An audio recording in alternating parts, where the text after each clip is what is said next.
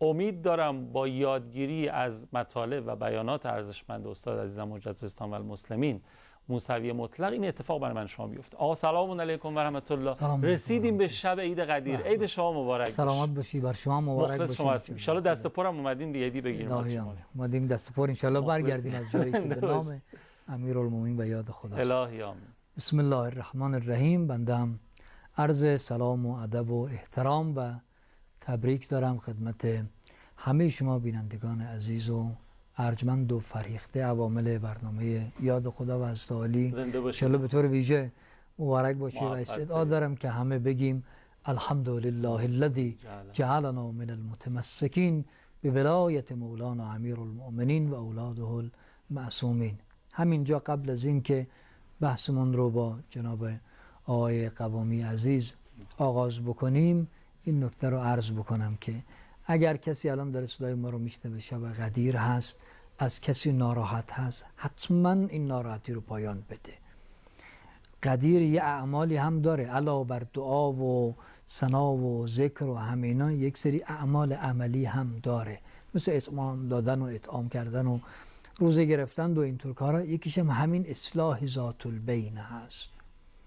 اگر کسی عیدی نداده تا الان توی چند روزه، چون قدیر که یک روز نیست، از قبلش بوده و تا چند روز بعدش هم هست، حتما فردا رو بدید و بازدید. به ارزم به حضور شما عیدی دادن خلاصه باید خوش بود و این خوشی رو به دیگران هم انتقال داد. انشاءالله خدا به هممون توفیق بده. اولا خودمون بتونیم ابراز شادی بکنیم و بعد این شادی رو بتونیم انتقال بدیم به دیگران. انتقال شادی آقا جون از طرق مختلف انجام میشه. یکیش دادن هدیه است که اتفاقا سفارش شده که میتونیم هدیه بدیم و اینها.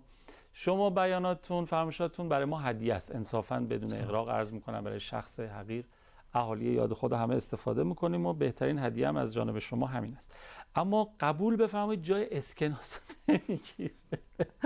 ما عادت کردیم از سادات جلیل القدر برای برنامه آشپزی ما اینا رو از قبل آماده کردم. خیلی خوبه. خدمت شما تقدیم کنیم. حالا آقایانم ان شاء الله دست شما نکنه. آقا خیلی لطف کردین، خیلی لطف کردین. قربون شما برم، متبرکم. صحبه یاد بابام افتادم، خدا بیامرز. اعیاد که میشد، آره، از لای قرآن، حالا عید نوروز عمدتاً و عید قدیر هم کم کم اضافه شد، خدا رو شکر که در واقع این از لای قرآن متبرک به قرآن میشد و به ما میدادن. خدا رحمتش کنه. عرضم بود شما دست شما در نکن. خیلی ممنونم، لطف کردین.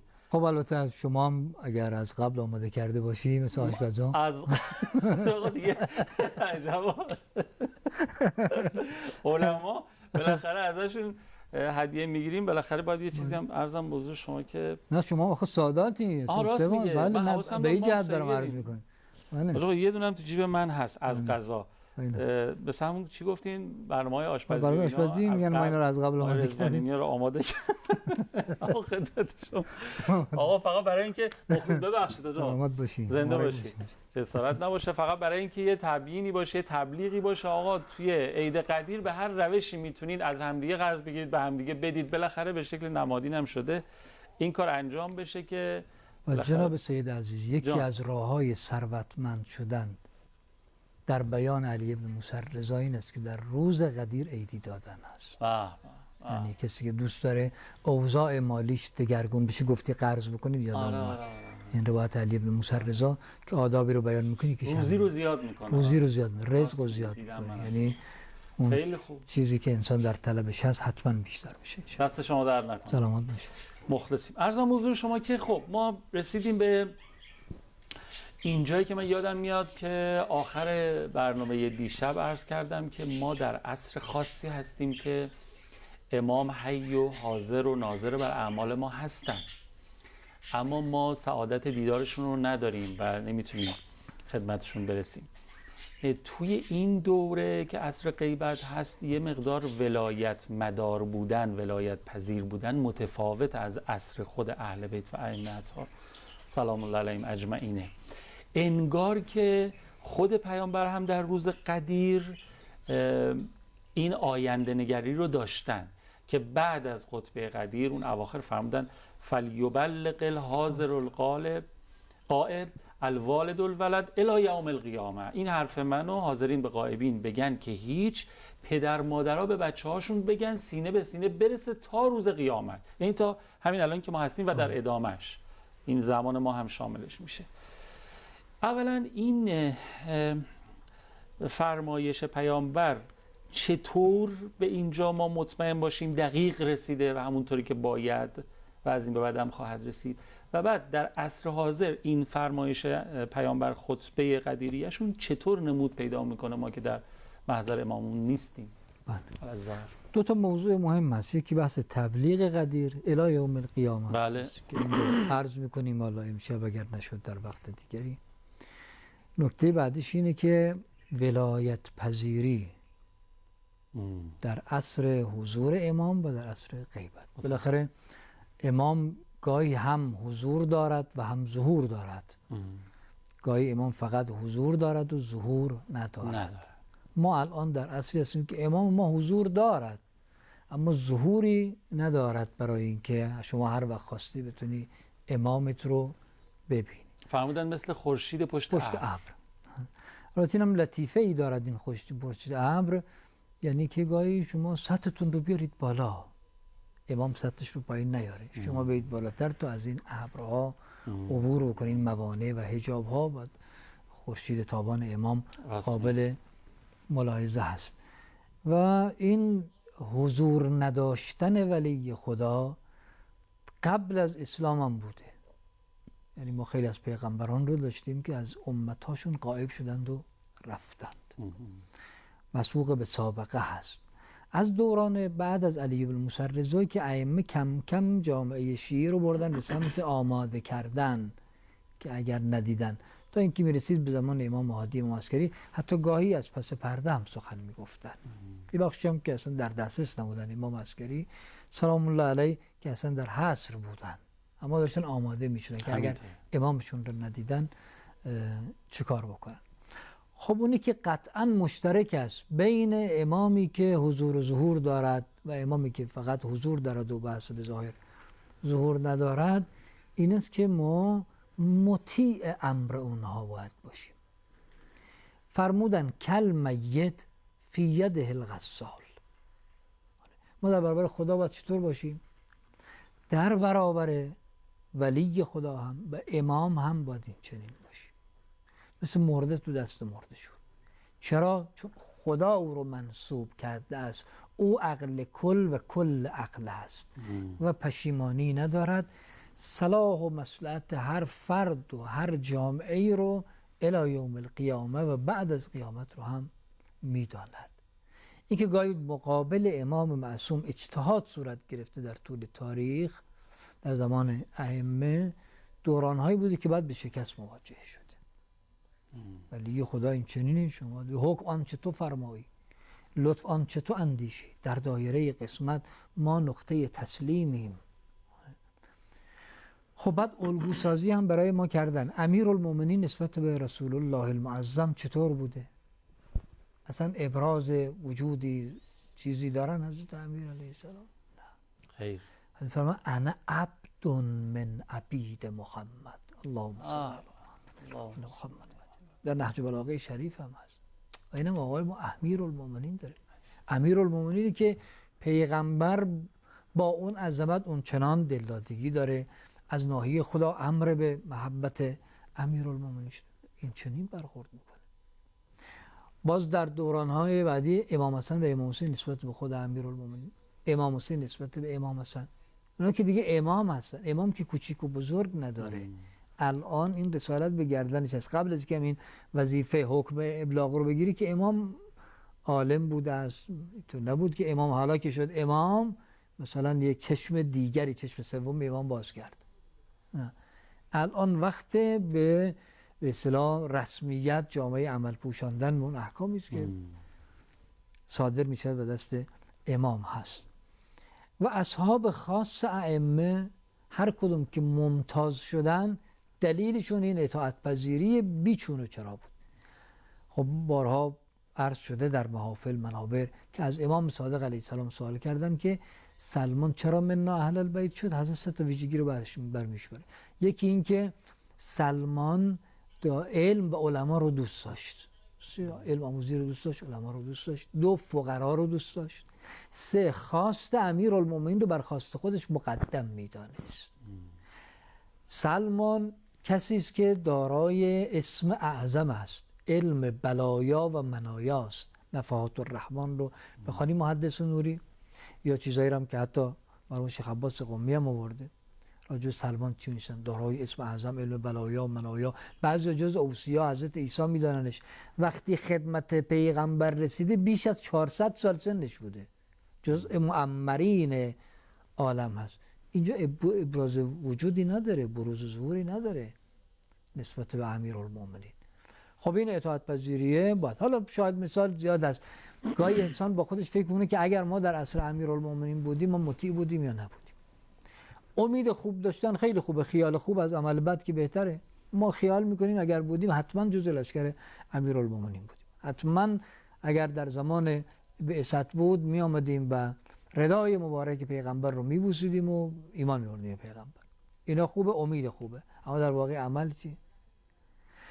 ما سیره امام رو وقتی میخونیم ائمه یه کارایی کردن که شما نمیتونید جمع بکنی. خروجی این به اصطلاح پارادوکس هم میگن، حالا معادلش چی میشه؟ نمیتونی شما جمع بکنی تضادهایی که وجود داره برای اینکه تو مطیع بشی. کمایی که در احکام هم ما داریم. ما بعض از احکاممون فلسفه داره، یک دلیلی دارد. مرحوم صدوق علل و شرایع می نویسد، بیان در روایات ما آمده است. بعضی از احکام ما اصلا دلیلی نداره، بعضیش هم زمان باید بگذره، علم باید پیشرفت بکنه برسن که مقصود از این حکم خدا چی بوده. که خدا رحمت کنه شهید پاک نژاد رو با اون کتاب زیبا و وزین خودش، آخرین پیامبر اولین دانشگاه. خب علل بعضی از این احکام را آورده، ولی بعضی از احکام تعبدی است، هیچ دلیلی نداره، تا قیامت هم هیچ دلیلی براش پیش نمیاد.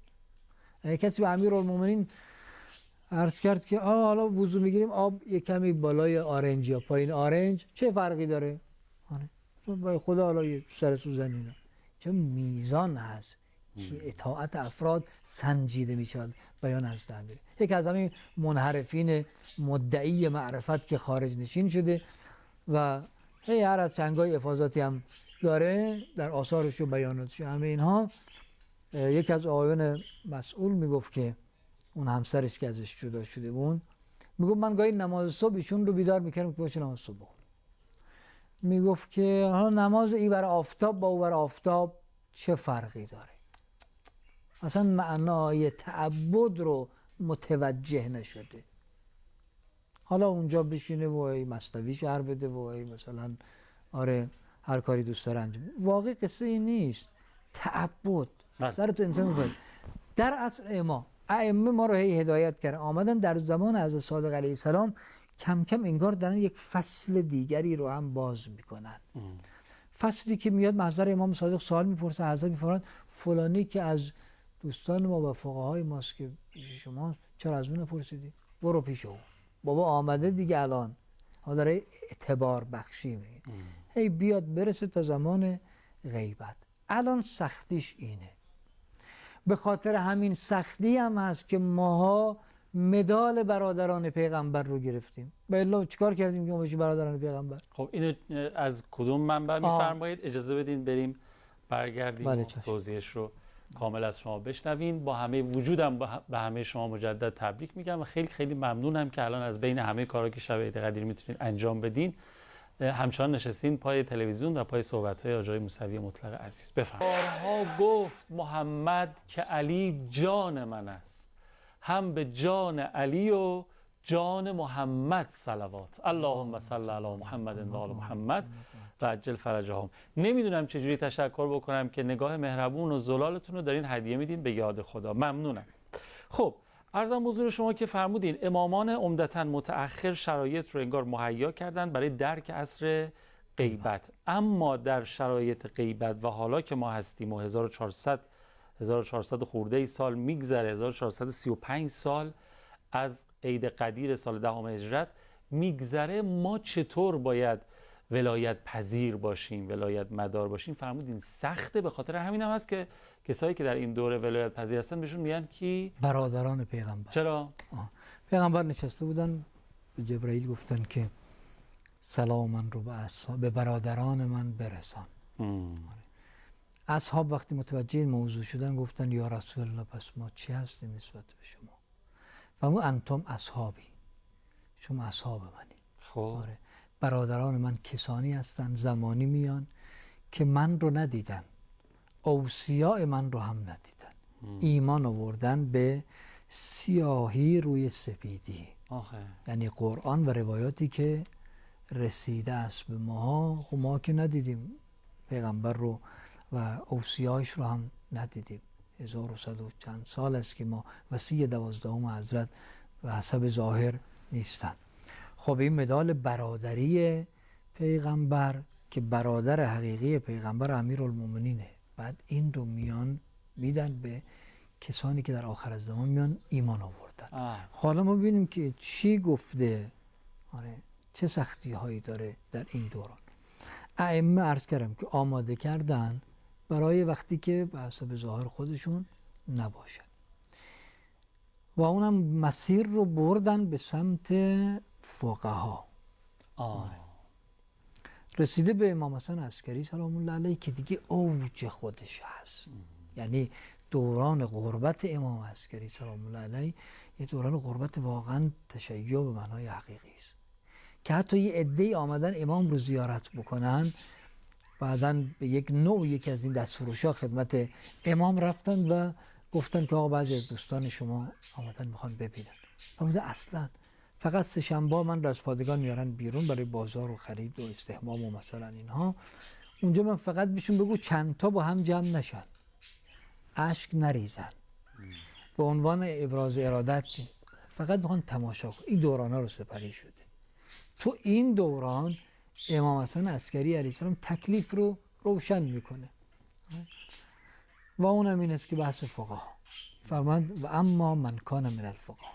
اون تا امام به خاطر اینکه بسته شود حریم و حساب کتاب چارچوبش معلوم باشه، فقط فقاهت کافی نیست که تنها فهمه که هر که فقیه بود نه هر که سر به تراشد قلندری داند، نه هر که طرف کله کج نهاد و بنشست آیین سکندری داند. اینطوری نیست. فرمود و اما من کان من الفقها سائلا لنفسه مطیعا لامر مولا مخالفا لهوا. چنین ویژگی است سائلا لنفسه باشه، اینا امیر بر نفسشون باشن نه اسیر نفسشون. دنیا اونا رو شکار نکنه، اینا دنیا رو شکار بکنن. مطیعا لامر مولا باشن، از خودش که نباید بیاد چیزی بگه. مولا چی گفته؟ امام مثلا شأن فقیه همینه، کشف میکند برای ما حقیقت قول امام رو به قرآن رو که ما باید چی کار بکنیم. مهمترین فرق و امتیاز اینه که الان امام نیست، ما باید از فقیه که خب حالا در بین این فقها چه کسی باز باید بیاند و مشخص بکنند و برسه. و مهمترین امتیاز همینه که شما برسی به اینجا که از ولی فقیه تبعیت بکنی به عنوان اینکه قول معصوم است. حضرت آیت الله عظما بروجردی اعلی الله مقامه الشریف، ایشون یه جمله‌ای دارن میفرماید ولایت فقیه تالی تلو معصوم است. یعنی پا گذاشته جا پای معصوم، نعل به نعل، پشت سر. این رو از سخنان مرحوم آیت الله عظما از چیزی که خود اهل بیت برای ما پسندیدن در زمان غیبتشون تبعیت و ولایت مداری ما از ولی فقیه هست. ولایت پذیری ما از ولی. و یقین بدانید امروز چه روزی است این حرف داره گفته میشود و بینندگان عزیز دارن میشنوند و میبینند و ثبت میشه و همین کسانی که در دوران غیبت تبعیت از ولی فقیه ندارن، اینا قطعا در زمان ظهور امام هم مقابل امام خواهند ایستاد، بازی سر امام در بیارن. میگن تمرین زیر سایه، تمرین در واقع زندگی زیر سایه ولایت فقیه، تمرین زندگی زیر سایه ولایت آقای امام زمان. اونم تو این دوران معاصر ما که حکمت رو به معنای واقعی در رهبری امام و آقا دیدیم. هر جا هم دنبال رو بودیم ما پیروزی کسب کردیم، رشد کردیم. هر جا بازی در آوردیم سقوط کردیم. هر جا دولت ها به اصطلاح مطیع بودند، دولت ها کسانی بودند که اون منویات رو اجرا بکنن، آره، اجتهاد نمی کردن در مقابل بیانات ولی اینها رشد کردن. هر جا خلاف این بوده سقوط هم داشتیم که امیدواریم به حق این ایام عزیز و مبارک این آزمون بسیار مهم، سخت، حساس و اساسی که ما در پیش داریم و سختی هایی رو هم تو همین مدت گذرانده شد بعد از شهادت آیت الله رئیسی، این انتخابات مردم سرافراز بیان بیرون. امید داریم امیرالمؤمنین دلهای مردم رو طوری هدایت بکنه که به یک ولایت مدار رأی بده. و اون کسی هم که رأی بره امیرالمؤمنین طوری به مغز او و قلب او و جوارح او و اطرافیان او القا بفرماید که به معنای واقعی ولایت مدار باشن. مردم هم حتما برای خدا رأی بدن قربتاً الله و حتما اون شاخصه هایی که ولی گفته، اون شاخصه هایی که مبتنی بر 14مین دوره ریاست جمهوری ما باش، یه تجربه‌ای داریم مبتنی بر اون تجربیات انشالله رأیشون رو هم بدن و این تکلیف شرعی هم ادا بشود. یکی از بزرگان میفرمودن که خدایشون رو غرق رحمت بکنه، فرمودن که عید قدیر ولایت فقیه استمرار قدیر است. بعد وقتی شما با معارف اسلام آشنا میشی و معارف اهل بیت میبینی که حقیقتی بیش نیست، حقیقت واقعی و حقیقی است که ولایت فقیه استمرار قدیر است. و جالبه که همون نگرانی هایی که پیامبر داشتن درباره تبلیغ امیرالمومنین به عنوان ولی بعد از خودشان، خب برای عده‌ای سنگینه، بر نمیتابن. نه اصلا گفت رگ رگ است این آب شیرین آب شور، این میره تا نفحه سور میره. همیشه هست این جبهه حق و باطل وجود داره، فقط حق اگر اون چنان جبهش از خودش استفاده بکنند باطل هم چه تضعیف میشه. ببینید یه دورانهای امیرالمومنین چقدر برش سخت گذشته که میگه من حاضرم 10 تا بدم از شما یکی از اونا بگیرم، اونا در باطلشون مستحکم، شما در حقتون متفرقید، دعوا دارید. این خیلی بده. یا مثلا میبینید بعد از صفین امیرالمومنین با دستان مبارکش به صورتشون میزنن که بابا حق این طرفه. که البته این دورانها دیگه تکرار نشده است و نخواهد شد. و من فکر کنم آره اون جایی که باید عموم شیعیان، حالا ما توی مملکت خودمون مردم، اون جایی که باید سرش اتفاق داشته باشن و عامل وحدت بشه بین همه مردممون، عامل ولایته و بر اون اساس حالا توی این انتخابات و توی هر گزینش که هستن آره شرکت بکنن و اون چیزی که دلخواه دشمن افتراق تفرق همیشه در طول تاریخ بوده و بر همین اساس هم حرکت میکرد. اصلا یکی از تعالیم ثابت انبیا وحدت بوده و متقابلش یکی از نکاتی که ابلیس داشته همش تفرقه بوده. خیلی خیلی ممنونم استاد موسوی مطلق عزیز، دست شما درد نکنه. اگر عواملی ندارید با خدا سلامت باشید. مخلص شما زنده باشید. خیلی ممنونم که برنامه ما رو در این شب عید قدیر قم تا پایان تماشا کردید.